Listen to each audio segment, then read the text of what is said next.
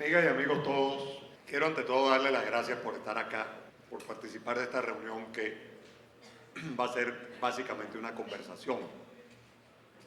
Yo voy simplemente a poner en juego el balón con una intervención que espero que no sea muy larga y luego entablamos el diálogo. Y quiero en mi intervención,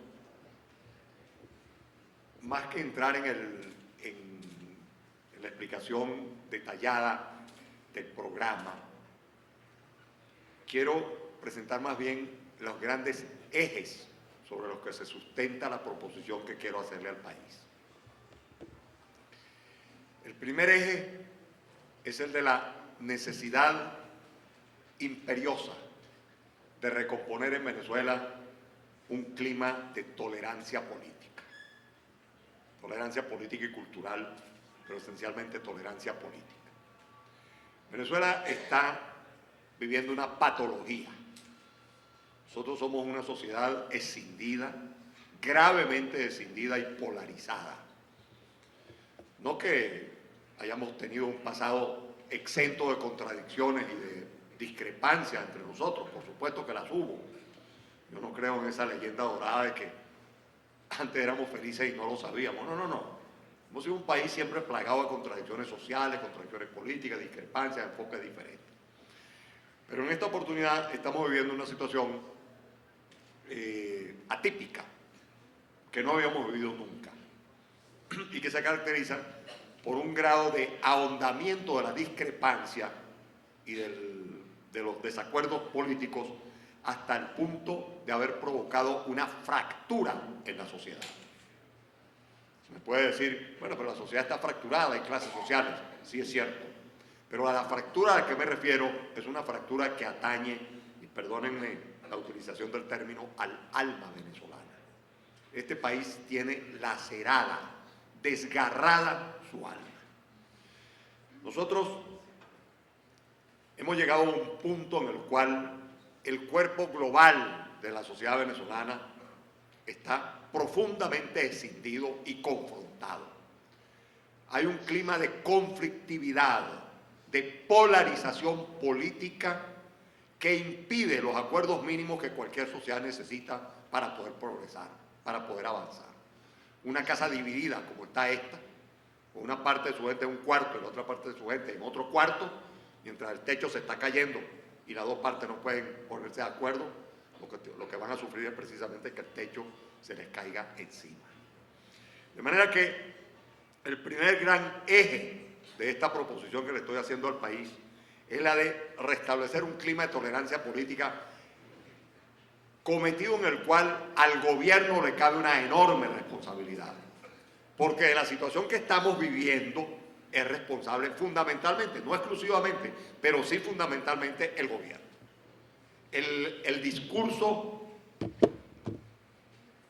agresivo, intolerante, muchas veces brutal, descalificador, que no habla de adversarios políticos o de opositores, sino de enemigos a los cuales, dentro de la lógica intransigente de un cierto izquierdismo anacrónico, pero también de la formación militar, no se concibe sino como enemigos a los cuales hay que aniquilar, ha conducido a esta fractura y a la creación de un clima anímico en Venezuela que corresponde al de la violencia civil. Es muy curioso, llama muchísimo la atención que en las encuestas de valores, cuando se les pregunta a los venezolanos cuál es el valor que más aprecian en este momento, a qué cosas aspirarían fundamentalmente, la respuesta de más del 90%, para tener más del 90% tú tienes que tener gente de todos los sectores, amigos y adversarios del gobierno en principio. Para tener ese tipo de respuesta sobre el valor que más aprecian, que es el de la paz y la tranquilidad, llama muchísimo la atención que ese sea el valor más apreciado en un país que no está en guerra, que ha tenido instantes de violencia, en algunos casos letal, mortal, muy dura, pero en principio nosotros no vivimos un estado de guerra. No hay guerra civil en Venezuela. Y sin embargo, curiosamente, más del 90% de los venezolanos aspiran a que haya paz. ¿Qué es lo que sienten esos venezolanos que declaran que el valor fundamental al que aspiran a conseguir es el de la paz? ¿Qué es lo que los mueve? La sensación anímica de que el clima que vive el país, el clima político de encono, la carga de odio que existe hoy en Venezuela, es la que corresponde a la violencia fratricida, la que corresponde a la confrontación civil, a la guerra civil. Por eso es que, por mucho que llame la atención, es comprensible. Los venezolanos sentimos hoy, los venezolanos de todas las posturas políticas, sentimos que en cualquier momento menguado de la vida venezolana, cualquier casualidad, cualquier momento de violencia podría desatar los demonios de la confrontación global, de la confrontación fratricida. Por eso mismo es extremadamente importante gobernar de un modo que contribuya a desmontar el aparato anímico del encono, de la polarización, de la confrontación. Mira que el primer gran eje de mi proposición, ese que pudiéramos llamar el mensaje fundamental, el que no atañe a los elementos materiales, a los problemas materiales de nuestra vida, sino que atañe a la recuperación de un cierto sentido de tolerancia y convivencia, es precisamente reconstruir una posibilidad de discrepar y de estar en desacuerdo, cosa que es normal en cualquier sociedad, porque obviamente existen contradicciones, diferencias sociales, diferencias políticas, hasta diferencias deportivas, si ustedes quieren, enfoques diferentes sobre todas las cosas de la vida, pero hacerlo sin que los que discrepan entre sí sientan que el otro lo amenaza. Que una discrepancia no se transforme en una amenaza, que nadie sienta que está en juego su integridad personal porque hay una diferencia de opinión. Entonces, lo esencial es la labor de gobierno, porque así como el discurso intolerante, agresivo, descalificador ha creado este clima, a un gobierno que actúe en sentido contrario, que actúe a partir del respeto que le merece el país, del respeto que le merecen sus adversarios, porque es la clave del asunto. Yo, obviamente, si gobierno este país voy a tener adversarios, voy a tener oponentes. Probablemente los que se han desalojado del gobierno, por lo menos una parte de ellos actuará como oposición. Y yo tengo que comportarme frente a esa oposición de una manera tolerante y democrática. Puedo polemizar con ellos, puedo estar en desacuerdo con ellos, pero reconociendo su derecho a estar en desacuerdo conmigo. Y no puedo tratarlos como enemigos a los que hay que aniquilar, sino como adversarios políticos a los que eventualmente hay que convencer o derrotar electoralmente o derrotar en el plano del debate político, pero no aniquilarlos, no fusilarlos verbalmente. Un comportamiento de esta naturaleza, un comportamiento tolerante, no agresivo, por muy polémico que pueda ser, es uno que contribuye a ir desmontando el aparato anímico de encono y polarización que hoy caracteriza la vida política venezolana, la vida de la nación, que caracteriza esta neurosis obsesiva de la cual estamos padeciendo todos los venezolanos. Entonces, un planteamiento inicial de mi propósito es este precisamente: darle al país un gobierno que pueda restablecer un clima de convivencia aún dentro de la discrepancia. Que la discrepancia no signifique una amenaza para ningún sector que esté involucrado en ella.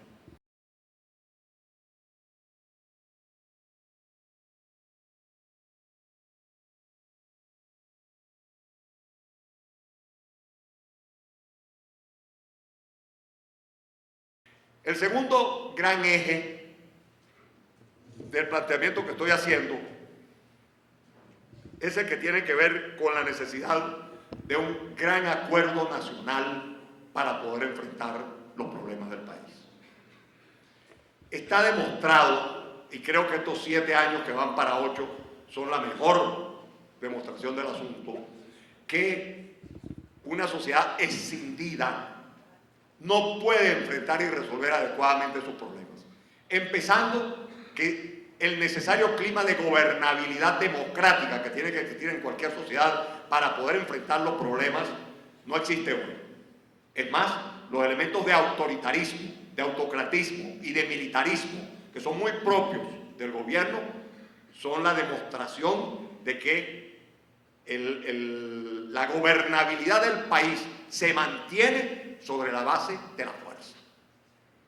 No será la fuerza dictatorial de Pinochet, no será la fuerza dictatorial de Juan Vicente Gómez o de Marcos Pérez Jiménez, pero hay en el ejercicio de gobierno elementos tan fuertes de autoritarismo, de autocratismo y de militarismo, que obviamente es lo que puede garantizar o le ha garantizado al gobierno hasta ahora un grado relativo de gobernabilidad en el país. Pero en circunstancias de democracia normal es imposible abordar determinados problemas sin un gran acuerdo nacional. Hay que trabajar para esto, para un gran acuerdo nacional que permita abordar los problemas concertando los intereses de distintos sectores de la vida nacional. Los problemas que tienen que ver con la lucha contra la pobreza, con la lucha contra la descomposición social y su peor consecuencia, que es esta aterradora expansión de la criminalidad y de la delincuencia en Venezuela, para no citar sino estos tres, no son posibles sin una adecuada concertación, no son posibles de resolver sin una adecuada concertación entre el Estado y el sector privado. Yo parto para enfrentar los problemas de la economía venezolana, que están severamente lastrados estos problemas por grados de pobreza que abarcan hasta el 60% de la población. Parto de la necesidad de aplicar un viejo apotegma de la socialdemocracia europea, que me parece perfectamente válido. Tanto mercado como sea necesario, posible, y tanto Estado como sea necesario. En un país como este, en un país con los niveles de pobreza que tiene este, la idea que en algún momento alcanzó a tener cierta fortuna en el país, de que el mercado por sí solo podría resolver hasta los problemas conyugales, ha demostrado ser falsa, ha demostrado ser inoperativa. Es evidente que en el país necesitamos una concertación adecuada entre la iniciativa privada y el Estado. El Estado como factor fundamental en el proceso de establecimiento de las reglas de juego, de la institucionalidad sobre la cual debe moverse la economía. El Estado como factor fundamental del manejo de una política macroeconómica que incentive la inversión productiva. El Estado como factor fundamental en la identificación de los sectores donde la inversión productiva puede crear empleo con más rapidez, pero un Estado que al mismo tiempo abra un espacio anchísimo a la iniciativa privada nacional e internacional, que es finalmente la que crea el empleo. No hay manera de crear empleo en un país donde su sistema económico hoy no puede absorber ni siquiera la mitad de los 400.000 muchachos que llegan cada año a la edad de trabajar, si no se produce esta forma de concertación y acuerdo entre el Estado y los sectores privados de la economía, nacionales e internacionales. De tal manera que la lucha contra la pobreza, arrancar de raíz las causas de la pobreza, que pasan por impulsar una política de creación de empleo,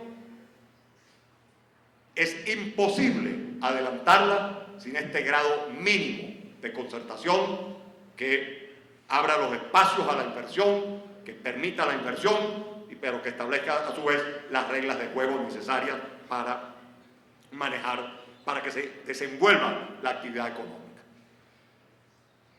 Las reglas de juego son esenciales. Las reglas de juego son lo que hacen posible que la vida en sociedad se desarrolle de manera más o menos normal. En un país donde las reglas de juego cambian según la voluntad del presidente, nadie sabe a qué atenerse. Nadie sabe ciertamente qué puede hacer y qué no puede hacer. Si no hay un sistema judicial que zanje diferencias, si no hay un sistema judicial que asegure la administración de justicia y resuelva controversias conforme a derecho, por supuesto no hay manera tampoco de tener esa seguridad jurídica mínima que se necesita para que la inversión pueda operar como un factor de creación de empleo. En Venezuela en los últimos años no ha habido inversión sino petrolera. No solamente la inversión pública ha caído dramáticamente, aunque en el último año ha mejorado, pero la inversión privada es casi cero, Y por supuesto, cuando uno examina las cifras de empleo se da cuenta que el principal empleador del país es el sector privado. Si no hay un sector privado que invierta y que en consecuencia cree empleo, no hay manera de desarrollar un sistema económico que absorba no solamente los muchachos que entran cada año a la edad de trabajar, sino que absorba esa masa de más de 5 millones de personas que se desenvuelven hoy en la informalidad, que no es trabajo, es un disfraz del trabajo. Es trabajo mal remunerado, sin ningún tipo de cobertura social, ahí no hay prestaciones, ahí no hay utilidades, ahí no hay nada. Ahí lo que hay es la lucha a brazo partido con la vida para subsistir, pero más nada.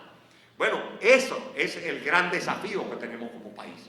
Y eso obliga, como digamos, concepción filosófica del asunto, a concertar la acción del Estado, un Estado fuerte, musculoso, no este Estado obeso, ahora más obeso, más gordo, más pesado y más ineficiente que antes, que nunca, con la acción del sector privado.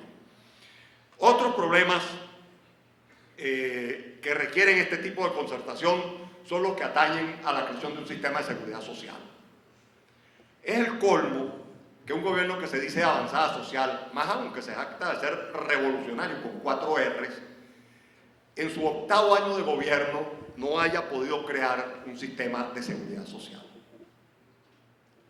Quizás la marca de fábrica de los gobiernos progresistas en el mundo ha sido desde la Segunda Guerra Mundial la creación de los sistemas de seguridad social. Los sistemas de asistencia médica, los sistemas pensionales, los sistemas de utilización del ocio, etc. Bueno, este gobierno recibió perfectamente redactadas y aprobadas por el Parlamento anterior 7 leyes sobre el sistema de seguridad social, los 7 subsistemas de la seguridad social. El gobierno declaró que esas leyes eran producto de la comisión tripartita, que es una comisión donde los sindicalistas y los patronos y el gobierno se habían puesto de acuerdo para robarle las prestaciones a los trabajadores, para reformar la ley, y que ese sistema de seguridad social era un sistema neoliberal y por lo tanto la descartó. Y nos prometió que iba a configurar un nuevo sistema de seguridad social. En su 8º año de gobierno, Venezuela sigue teniendo el mismo seguro social de siempre, con sus mismas ineficiencias tradicionales, con su mismo sistema pensional, y una enorme parte de la población venezolana no está cubierta por ningún tipo de protección social. No, en su 8º año de gobierno no ha sido posible hacerlo. Obviamente, aquí tenemos nosotros problemas que tienen que ser enfrentados también a partir de una concepción. La concepción descentralizadora, por una parte, que transfiera, que termine de transferir o de completar ese proceso que fue abortado por este gobierno de descentralización. Quizás la reforma más importante que se hizo durante los 40 años anteriores a Chávez fue precisamente iniciar el proceso de descentralización, de transferencia de atribuciones del poder central a los poderes regionales y locales, que condujeron a la elección directa de gobernadores, a la creación de la figura del alcalde, a su elección directa, lo cual ciertamente nadie negará que ha mejorado la administración en Venezuela. Por lo menos en algunos estados es visible que la transferencia de atribuciones a los poderes regionales ha significado una mejoría de la administración pública. Pero también se inició el proceso de transferencia de otras atribuciones del poder central a las regiones, que fue abortado. Y entre otros fue abortado precisamente el de transferencias en materia de salud pública y de seguridad social. Y eso quedó igual, todo centralizado, en un proceso además de recentralización del país. No se trata solamente de avanzar entonces en la descentralización de la prestación de atención médica. Se trata de concertar también al sector privado y al Estado en la materia del sistema previsional, la creación de un fondo de pensiones intergeneracional del Estado y la creación de los fondos de pensiones privados que se complementen entre sí, de tal manera que los trabajadores estén cubiertos a la hora del retiro, a la hora de la jubilación, y que el fondo intergeneracional del Estado pueda completar las pensiones de aquellos que no cotizaron suficientemente o garantizar las pensiones de sectores que no están habitualmente cubiertos por la seguridad social.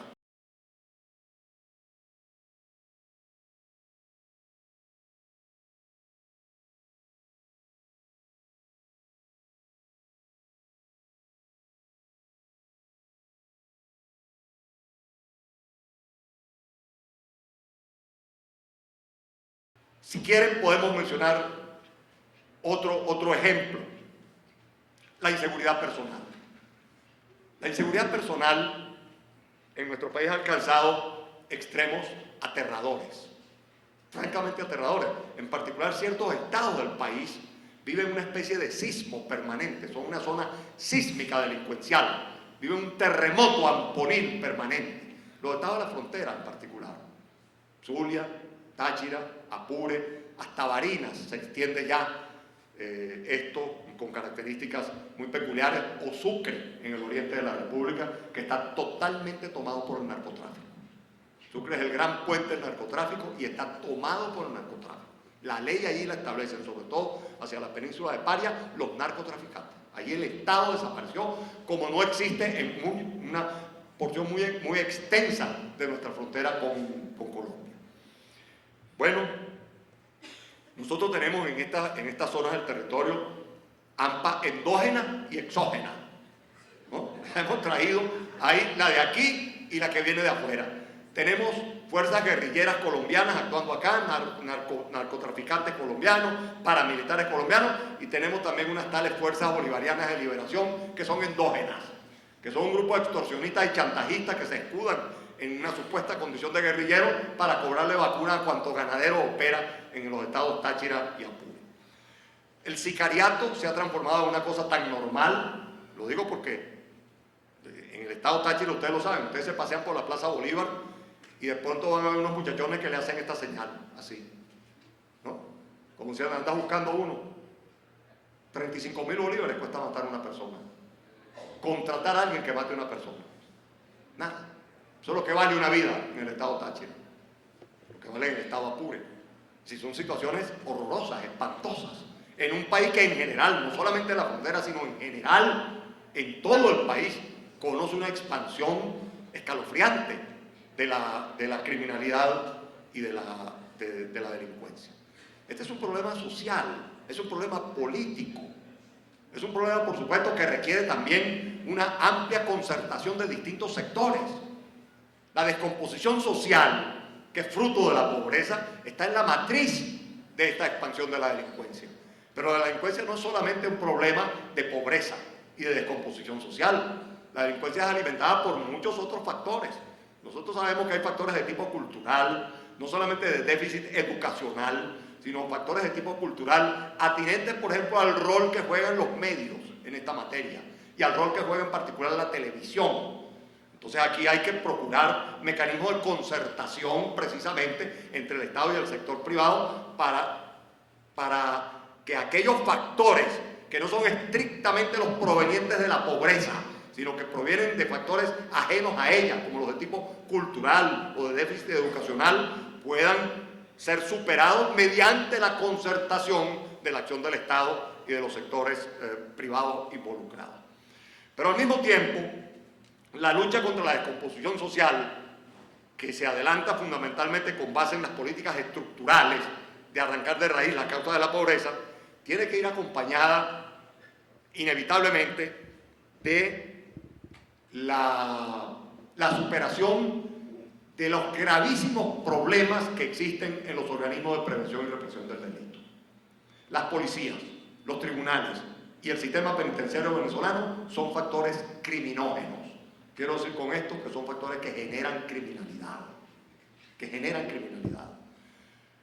Policías mal entrenadas, desconocedores de la ley, mal remuneradas, llenos de grupos de exterminio, estos grupos de sicarios que aplican la pena de muerte en distintos estados del país, cosa que permanece absolutamente impune hasta ahora, son evidencias de la degradación, del envilecimiento de un cuerpo policial. Si no todos los policías son sicarios o miembros del exterminio, el cuerpo entero conoce la situación. Por tanto, es cómplice de ella y la tolera y la admite como válida. No es un cuerpo que pueda garantizar la seguridad de los ciudadanos. Al contrario, es un cuerpo del que los ciudadanos con razón temen. Esto necesita, por supuesto, una reestructuración profunda, que va desde el entrenamiento del conocimiento de la ley y de los derechos humanos hasta el entrenamiento físico y el aprendizaje en la utilización del armamento como última instancia y una remuneración adecuada. Porque junto con los jueces, con los maestros públicos y los médicos públicos, los policías tienen que ser los funcionarios mejor pagados del país, dada la delicadeza de las funciones que desempeña.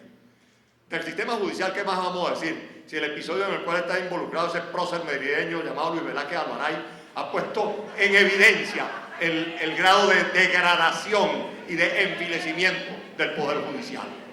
Entonces, bueno, está bien, acepto la protesta, pues acepto la protesta.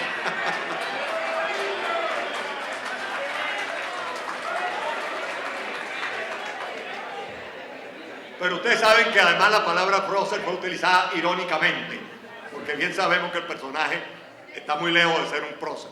Bueno, pero ahí está puesto en evidencia lo que es el Poder Judicial hoy, una simple correa de transmisión de la voluntad del Ejecutivo. Esto es, obviamente, ha hecho el sistema judicial algo peor que antes. El sistema judicial está integrado hoy por jueces aún más inexpertos y peor formados que antes. No existe la carrera judicial. Hoy la única condición para ser juez en Venezuela, independientemente de si tienes prontuario, porque una de las cosas que reveló Luis Velázquez, entre otras cosas, es que él conoce un juez y le dio el nombre, que tiene un prontuario por robo, por asalto a manos armadas. Imagínense ustedes en manos de quién estamos. ¿Cómo puede ser un sistema judicial así un factor de lucha contra el delito? ¿Cómo puede ser el sistema penitenciario venezolano, que es infernal, que ha hecho las cárceles de Venezuela las más violentas de América Latina, incluyendo las brasileñas? Incluyendo las brasileñas. En Venezuela mueren anualmente 400 personas en las cárceles, más de una diaria. Por cierto que en esta materia es bueno hacer una pequeña digresión, porque parte del problema de degradación de las policías, del sistema judicial, pero sobre todo de las policías y del sistema penitenciario, tiene que ver con una especie de tolerancia social frente a las actuaciones ilegales en el campo policial y en el campo penitenciario. Porque aquí hay mucha gente que aprueba la existencia de grupos de exterminio, que le parece muy bien que haya policías que apliquen la pena de muerte por su cuenta. Solo reaccionan y se producen reacciones en los estados cuando empiezan a descubrir que esos policías no solamente matan ampones o supuestos ampones, sino que empiezan a operar como sicarios, matando a gente de otra naturaleza y prestándose para arreglar cuentas, pagados. Y el sistema penitenciario mismo, yo oigo expresiones como esta: mataron siete reclusos en la cárcel de Vistahermosa, en Ciudad Bolívar. ¿Qué importa? 7 ampones menos. La gente que razona así es responsable en buena medida de la indiferencia del gobierno frente a la situación de cárceles y policías, porque hay una especie de tolerancia social frente a estas actuaciones ilegales sin percibir en la inconsciencia que está detrás de esta tolerancia social que estas cárceles infernales que tenemos en Venezuela, donde no existe ningún tipo de laborterapia, tratamiento psiquiátrico o psicológico, tratamiento médico, educación por el trabajo, ni deporte, ni nada. Lo que existe es el hacinamiento y el ocio y la transformación de un muchacho que entró porque se robó una gallina en una fiera, que cuando sale de la cárcel solo pudo sobrevivir, si sale vivo, porque se transformó en una fiera y actúa como tal una vez que está en la calle. Esas cárceles así son factores criminógenos. Ni castigan ni contribuyen a regenerar lo que se pueda regenerar, sobre todo porque la población penal venezolana en su mayoría está, en el 70 y pico %, está entre muchachos de 16 a 30 años. O sea, jóvenes, primerizos, primodelincuentes, que pueden con un tratamiento adecuado ser fácilmente recuperados. Pero con este sistema penitenciario no se puede. Ahora, esto, como ustedes ven, también es un problema de concertación. He hablado, pues he puesto 3 ejemplos para, digamos, dar una idea de esta línea de conducta que me impulsa en el tratamiento de problemas específicos de la sociedad, como estos 3 que he mencionado, y que pasan justamente por la idea del acuerdo nacional.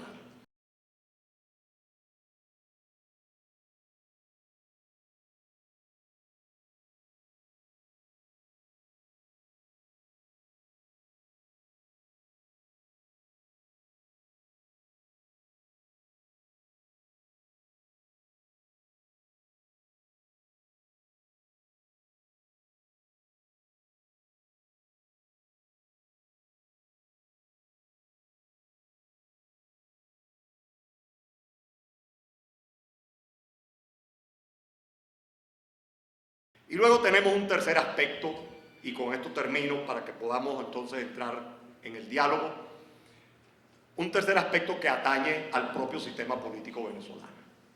Nosotros tenemos un gobierno cuyos rasgos principales son los del autoritarismo, el autocratismo, el militarismo y la corrupción. El estilo autoritario que se ha impuesto desde el gobierno, tanto dentro como fuera, caracterizado por el ejercicio de la voluntad del presidente como alfa y omega de la conducción política del país, es inaceptable en una sociedad democrática.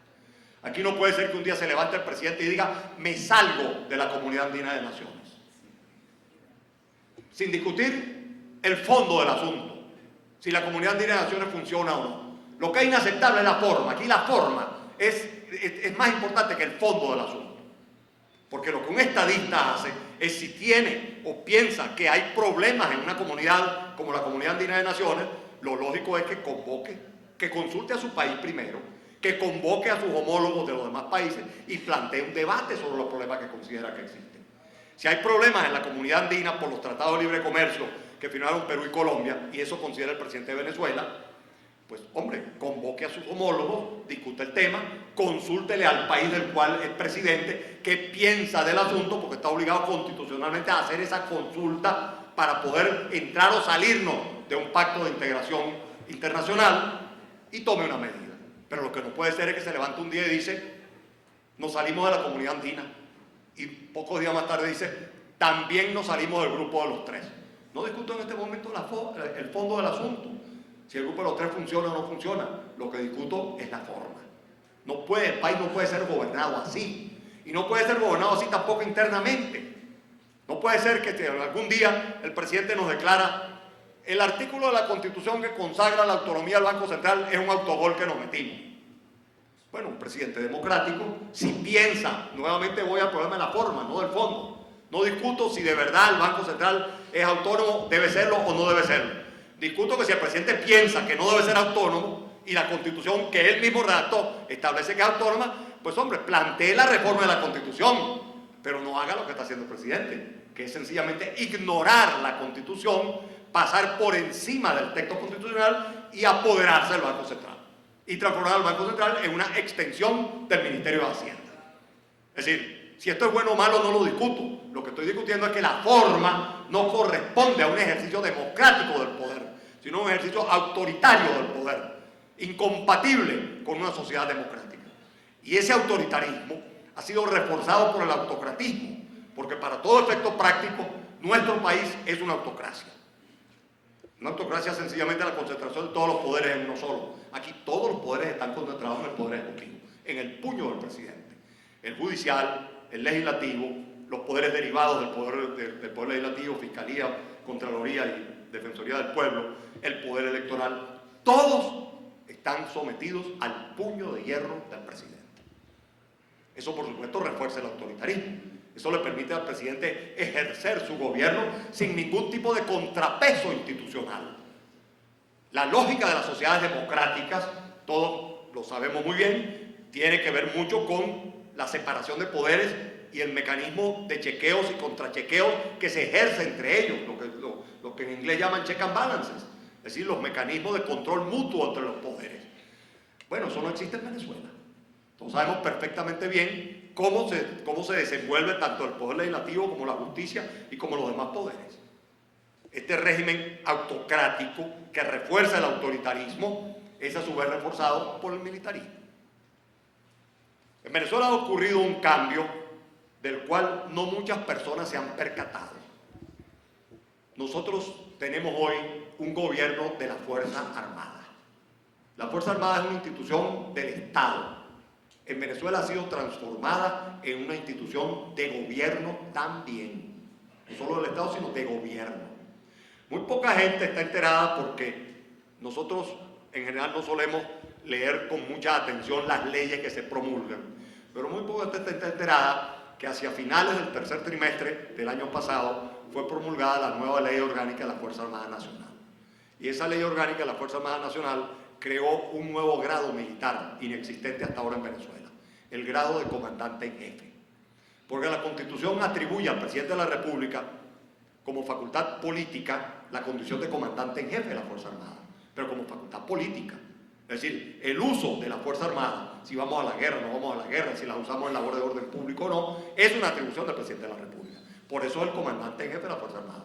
Porque las decisiones sobre la utilización de la Fuerza Armada son políticas y corresponden al gobierno.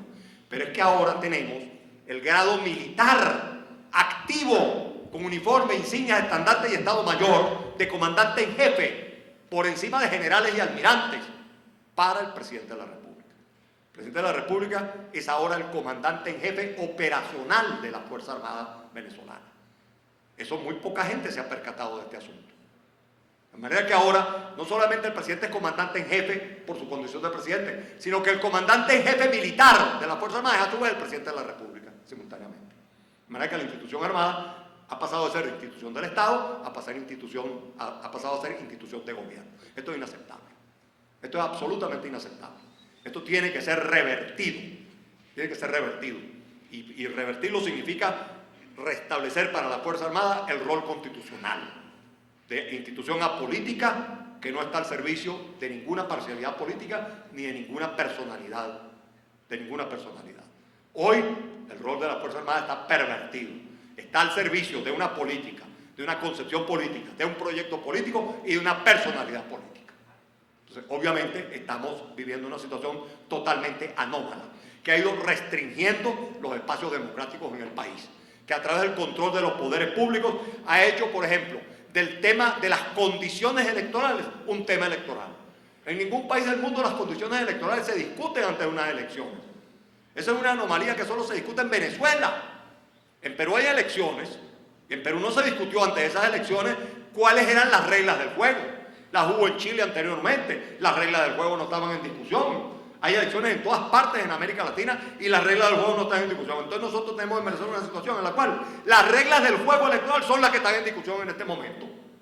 Esto es una anomalía, obviamente, y una anomalía que deriva de un ejercicio de poder que ha ido reduciendo los espacios democráticos, incluyendo los espacios electorales. Bueno, todo esto forma parte de una concepción de lucha que estoy adelantando en el país, para la cual estoy llamando, convocando a los venezolanos justamente para ponernos en movimiento, para ponernos en acción, para enfrentar este tipo de anomalías que están ocurriendo en nuestro país, este conjunto de perversiones de la vida política y de la vida social venezolana, enfrentarlas y derrotarlas electoral y democráticamente para que la derrota sea definitiva, sea producto de la voluntad venezolana y no de una acción extra popular. Bueno,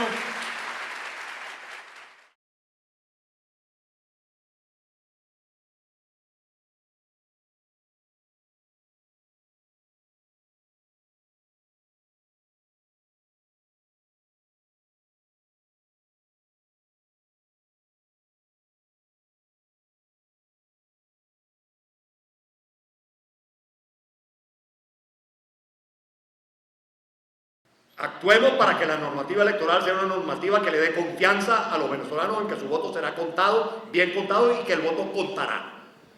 Ahora bien,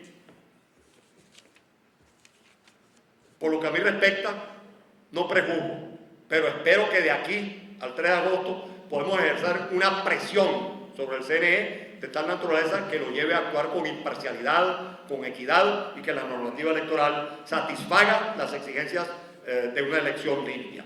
Incluso aprovechando una alusión que hizo el presidente hace 2 días a mí para disparar por mampuesto contra Súmate, yo di una rueda de prensa que resultó un tanto opacada por las peripecias de Luis Velázquez Alvaray, pero en la cual le dije al presidente, por lo menos la televisión la reprodujo con bastante frecuencia, le dije, primero, no me utilice a mí para intrigar en el seno de la oposición, no me elogie a mí, nada más que para darme un abrazo de oso, diciéndome que yo no estoy sometido a los designios de Súmate, no agreda a una organización que merece respeto, pero en todo caso, si el problema de las condiciones electorales es el problema de fondo, entonces ejerza su influencia en el sentido de que se establezcan condiciones electorales, una normativa electoral que garantice precisamente los derechos electorales de los venezolanos. No se haga el loco frente a esto.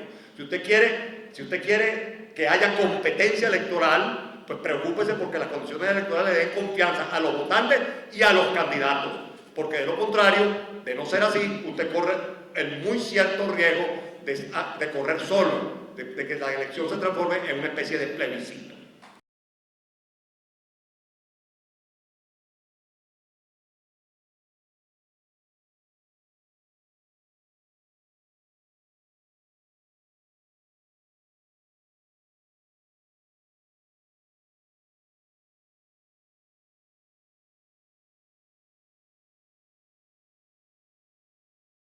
Y ciertamente la apertura de las cajas es fundamental. Sobre los sistemas automatizados existe en general en el mundo entero, no se utilizan en muchas partes del mundo, pero se comienzan a utilizar cada vez más y se van a utilizar cada vez más, evidentemente. Pero la contra frente a la posibilidad de que los sistemas automáticos sean intervenidos por hackers es justamente la verificación manual del recibo que arroja la máquina. Porque de lo contrario es imposible confiar absolutamente en un sistema automático por muchas garantías que nos dé la auditoría previa que se haga de las máquinas. Las auditorías se pueden hacer tan bien como se hicieron en diciembre pasado, que se hicieron de manera tal que se descubrió incluso el tema de las captahuellas, pero eso no es suficiente. Es necesario precisamente abrir las cajas, contar lo que está allí, verificar si los números que allí están coinciden con los de las máquinas para que el ciudadano tenga confianza en el sistema electoral. De lo contrario, obviamente, la situación obliga, repito, a que si la normativa no establece esto con claridad, hay que repensar las cosas desde el punto de vista de cómo quiere el señor Chávez correr.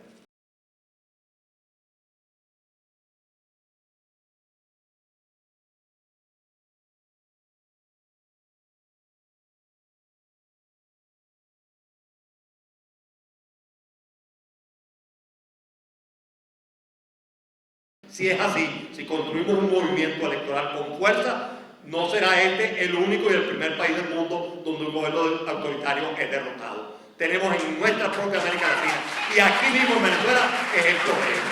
Empiezo con el ejemplo venezolano.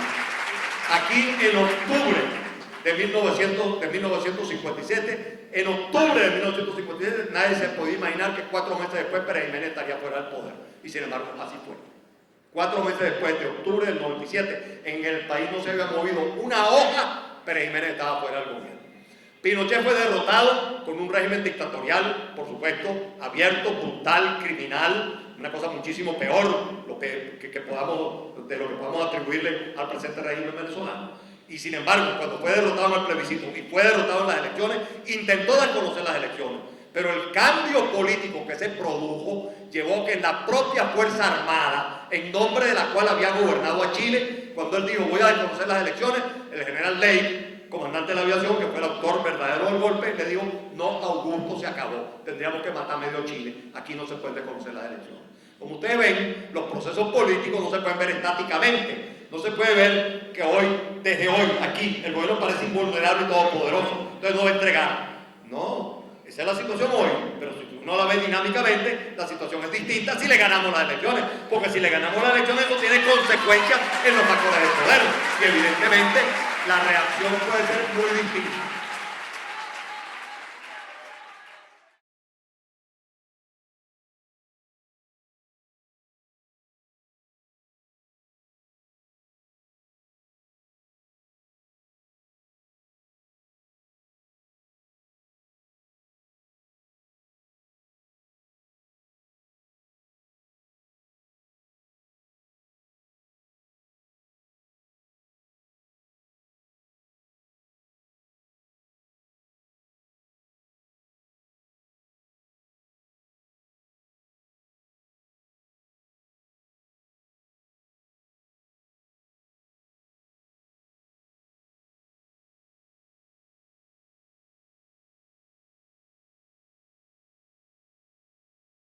Déjeme decirles una cosa. Lo digo coloquialmente, pues no, así como hablamos los venezolanos, la duda ofende.